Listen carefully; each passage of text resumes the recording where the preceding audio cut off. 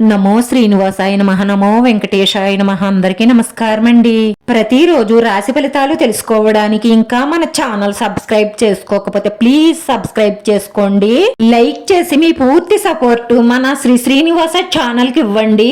ఈ వారం రాశి ఫలితాలలో గోచార్య రీత్యా వృషభ రాశి వారు ఎటువంటి శుభాశుభ ఫలితాలను పొందుతారో తెలుసుకోవడానికి ఈ మన వీడియోని ఎక్కడా స్కిప్ చేయకుండా చివరి వరకు చూడండి. వారంలో మీ శ్రీమతి మొండి వైఖరి మీకు అసహనం కలిగిస్తుంది. ఆదాయానికి మించిన ఖర్చులతో ఉక్కిరి బిక్కిరి అవుతారు. ఉద్యోగస్తుల కార్యకలాపాలు ప్రశాంతంగా సాగుతాయి. దానికి సరిపడా ధనం అందక ఇబ్బందులు పడతారు. సన్నిహితుల సహకారంతో సమస్యలను అధిగమిస్తారు.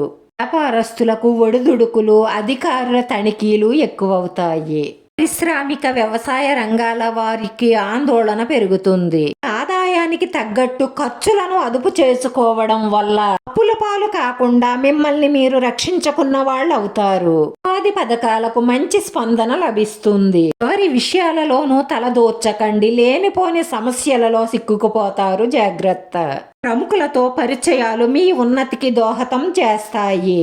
ప్రతి మనిషిలోనూ పట్టు విడుపు ధోరణి ఉంటేనే ఏ సమస్యకైనా పరిష్కారం దొరుకుతుంది. మిమ్మల్ని ఎంతో గాఢంగా ప్రేమిస్తున్నారు అనుకుంటున్న ఈ స్త్రీ కేవలం మీ దగ్గరున్న డబ్బు కోసమే అని మీరు ఈ వారంలో తెలుసుకుంటారు. ఆ స్త్రీ మిమ్మల్ని సినిమాలు, షికార్లు, షాపింగ్లు అంటూ బయటకు తీసుకొని వెళ్ళి మీ దగ్గరున్న మొత్తం డబ్బు ఖాళీ చేస్తుంది. జాగ్రత్త. ఉద్యోగస్తులు అధికారులకు కానుకలు సమర్పించి ప్రసన్నం చేసుకుంటారు. ఉపాధ్యాయులకు, విద్యార్థులకు ఒత్తిడి, సికాకులు తప్పనిసరి అవుతాయి. పాత రుణాలను తీరుస్తారు. విజ్ఞతగా వ్యవహరించి ఒక సమస్యను సునాయాసంగా పరిష్కరిస్తారు. అకౌంట్స్, కంప్యూటర్ రంగాల వారికి వృత్తిపరంగా పురోభివృద్ధి ఉంటుంది. బాగా అనుభవం గడిస్తారు. బంధుమిత్రులతో ఉన్న వివాదాలు పరిష్కారం అవుతాయి. పత్రికా సిబ్బందికి ఏకాగ్రత ప్రధానం. కోర్టు వ్యవహారాలు ఒక కొలిక్కి వస్తాయి.